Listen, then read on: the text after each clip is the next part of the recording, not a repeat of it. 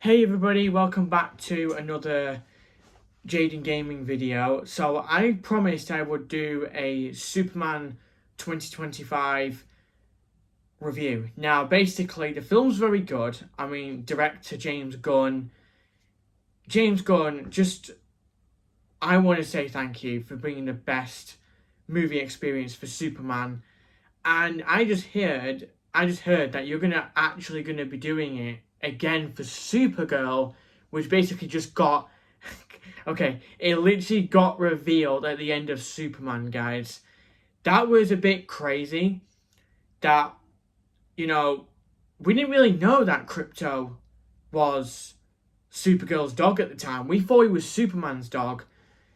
Basically, you probably know that Supergirl, being the betrayer of Krypton, she actually abandoned the planet way before Kal-El was born. Since obviously Supergirl's a lot older than Kal-El, obviously Clark Kent, Superman actually is from the planet Krypton.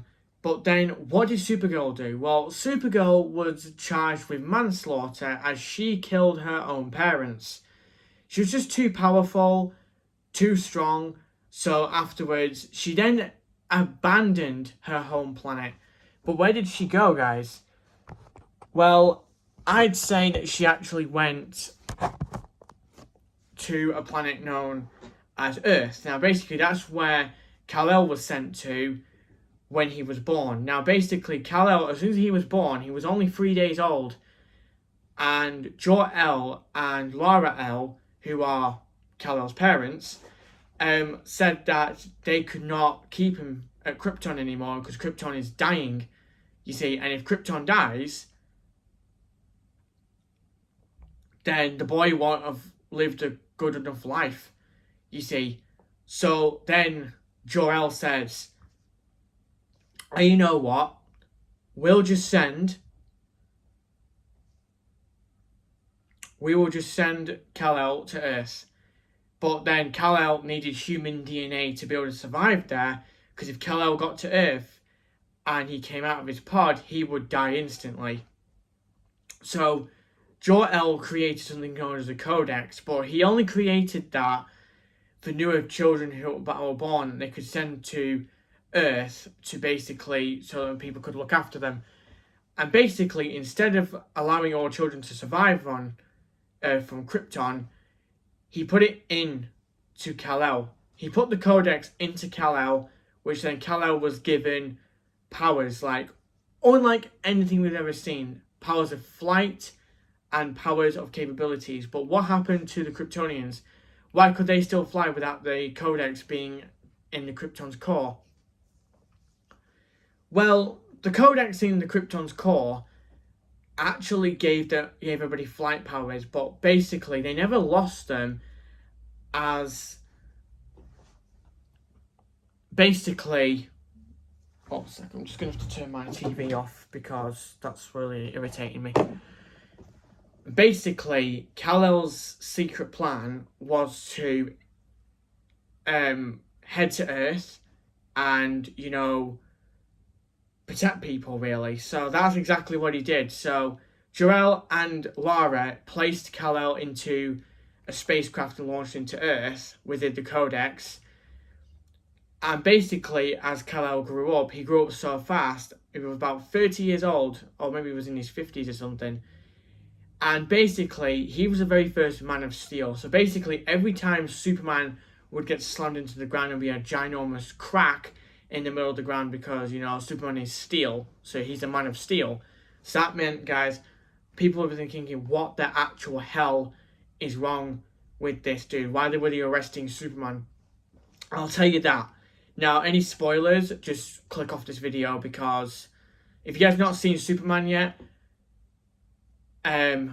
do not watch this video because I'm going to be saying a lot of spoilers here. Basically, Lex Luthor, who is a human with no powers, people think he was an alien, but he's not an alien. He's a human. About 20 years ago, I should say that, Lex Luthor's mansion got caught fire because due to Lex Luthor's cruel and greedy and obsessive father, who basically Lex's father was obsessed with money, and basically Lex Luthor did say to his dad, stop only caring about money and profits, because that's not what we're here for. We're here to give people, we need to tell people to stay safe during these matters. And then he said, no, we're not here for the safety, we're here for the money. So apparently then Lex Luthor's father then attempted to kill his own son by basically setting the entire mansion on fire, which Superman then flew in and saved Lex's life, but then ended up sacrificing Lex's hair, which then turned Lex against Superman. How strange. But then Lex mansion, the Luthor mansion, was then destroyed. But what happened to Lex's parents? Well, Lex's parents were greedy and crooked, and basically Superman could not save them, because if he'd saved them, then they would have probably killed Lex if they had the chance. So Lex did not want Superman to save his parents at all. So apparently Lex told Superman to abandon the rest of the Luthor family and basically let the building explode. But then apparently people were very annoyed, because they actually found out what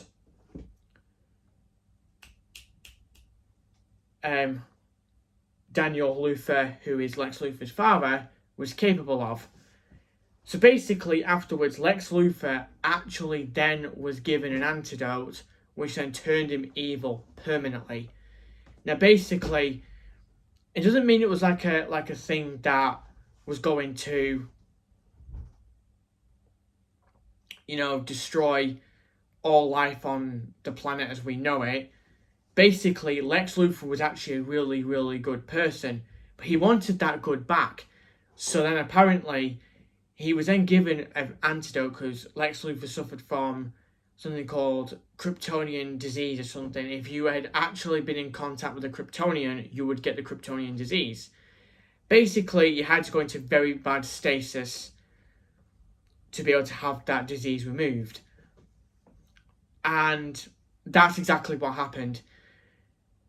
Superman basically brung Lex Luthor to a very special doctor, as when people were basically in contact with the Kryptonian, they were given the Kryptonian virus. Now basically, the Kryptonian virus never used to exist, but Jor-El, when he created the Codex was actually kind of messing with Superman's body and basically giving loads of people loads of very bad and evil chemicals directly into their body. So then Lex Luthor could not even stand a chance. As you can see, my fingers. So then when Lex Luthor was about 23 years old, Lex Luthor was then put into stasis and was then... He was then brought up and he was sent directly through there. So the Kryptonian disease was gone permanently, so if he got in contact with a Kryptonian, it wouldn't affect him.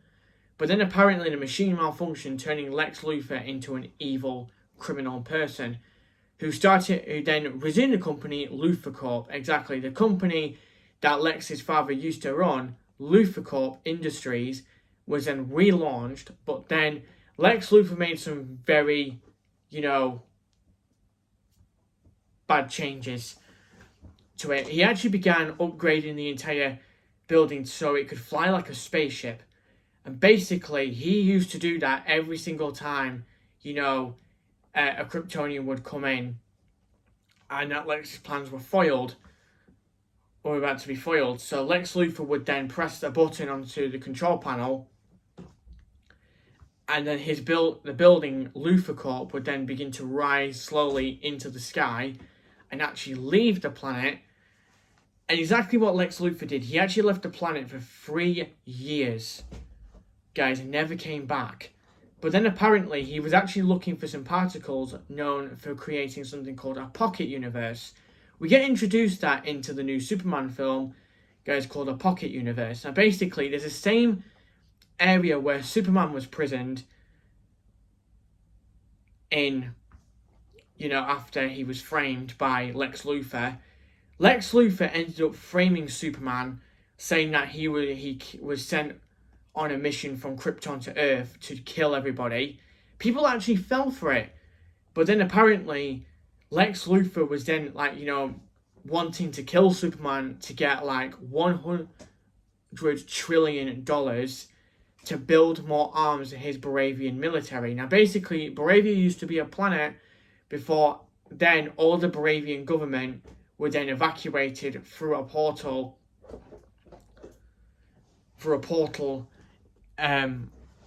directly to Earth, really, and then destroyed Generapar and turned that into Baravia. Exactly. So basically they're having something hidden, and basically the Baravian president actually knows, who Lex Luthor is, and actually said that if you do this, Lex, I will pay you $100 trillion out of Baravia.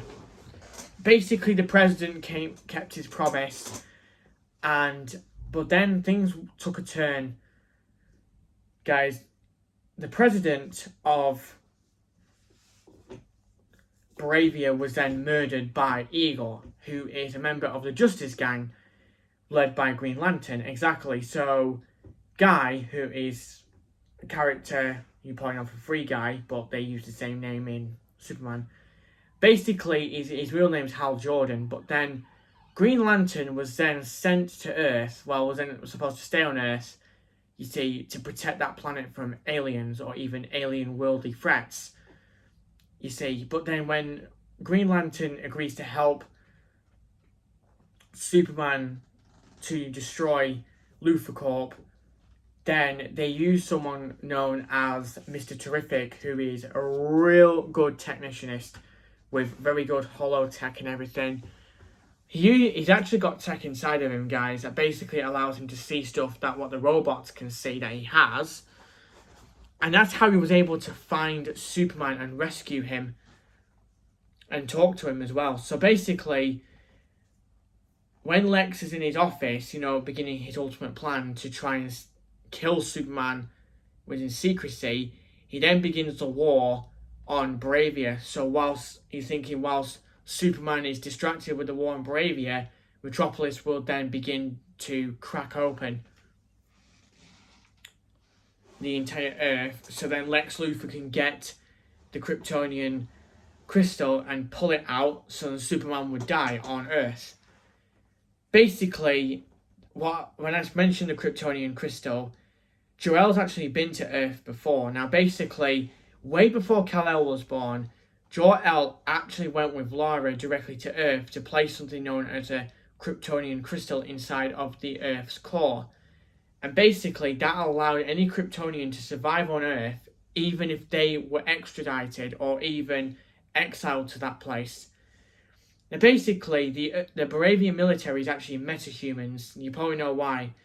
But people have been saying, how did the Baravian military were able to get all the way from planet Baravia all the way to Earth through just really not going on a spaceship? Really, a spaceship would take a lot of time and money to build, and plus Baravia was actually dying anyway, so they wouldn't have had enough resources to build a ship. So basically, Lex Luthor constructed a portal, and basically it allowed all of them to basically escape Baravia directly back to Earth.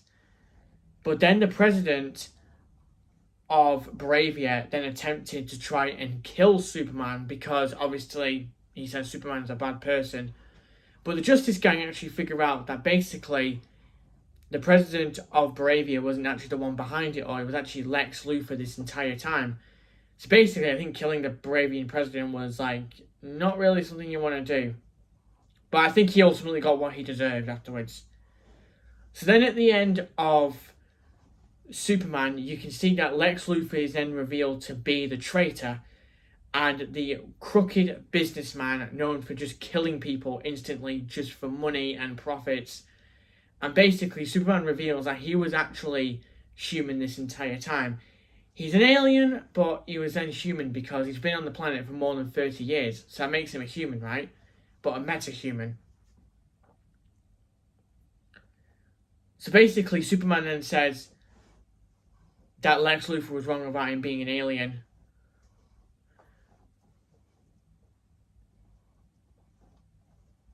And he says he's as human as anyone. And he loves and he gets scared and he wakes up every day not knowing what to do.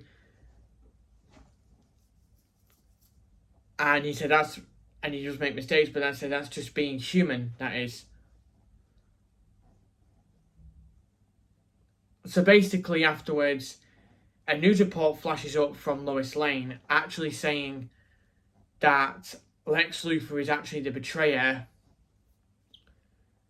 And basically Lex Luthor is then sent to Triller is actually sent to Los Angeles State Prison, which is like a massive military prison where they hold crooked businessmen directly in massive containment cells, which are hugely among us. It's crazy. So at the end, you can see that Superman is then in his fortress listening to a song called Punk Rocker. It's his favourite song he's liked since he was about a child. And basically the credits roll with the same song. But then something weird happens at the end of the credits, because Superman's not saving the world, he's just sitting on the moon with his dog Krypto. Really. I feel like that Supergirl abandoned Krypto.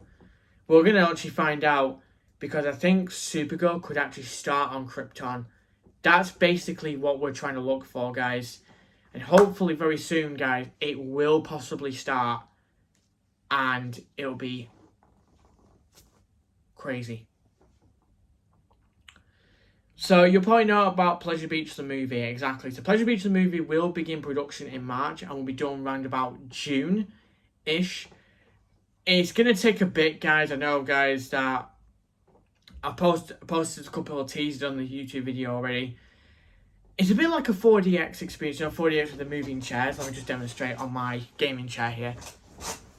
Alright, this is on wheels, so it's like this. Like that. Really, it's like a row of seats that move like this. And there's like this water that comes above from the seat and wets you, and there's like a scent that sprays onto you as well.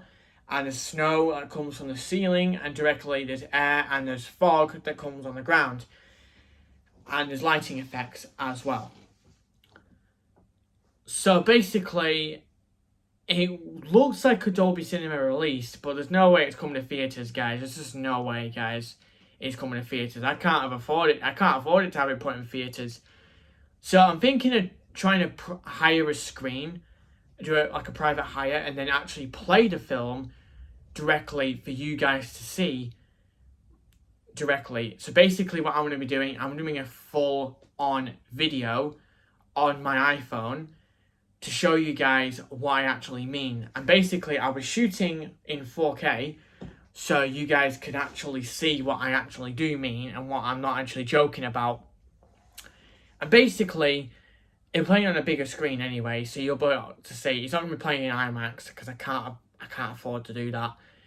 And basically, I'll be just shooting with my iPhone directly like that. And it depends how long it really is. It's actually going to be a massive film. And then on a later date, guys, after the private hire, I'm then going to put it on YouTube for everybody to see, guys, because I don't want anyone else just watching the live stream over and over and over and over and over and over again. It's not as easy as you think.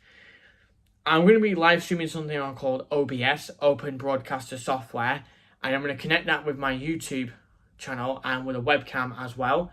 So at least then, guys, you guys will be able to see what I see. Exactly. So you have to get a real good webcam to get that amount of craziness, software and everything. I can't film for too long, guys, because I've got this video to come out soon. But I'm actually now I'm actually filming in 4K now, so obviously you'll see a lot more things better. This phone is an iPhone 14 Plus. It's a lot better than my previous iPhones, so I think this one is definitely staying with me for a really, really long time. It depends what if the iPhone 15 is going to go cheap, then I'll probably think about that one. But anyway, guys, it's been great talking to you guys, and I'll see you guys for Jaws on Friday. Exactly, Jaws is celebrating its 50th anniversary on Friday, on August 29th. It'll be returning to theaters for its 50th anniversary by what Steven Spielberg says. Why don't you go watch a YouTube video that Steven Spielberg posted of Jaws at 50 and how they made the film back in the 1970s. It's actually getting a full digital remaster, guys, so it's going to look a lot better than the previous version did. So anyway, guys, thank you so much for watching, and I'll see you guys for another big video. Sooner or later, it depends what we're trying to do. Okay, I'll see you guys later. Bye-bye. Bye. Bye.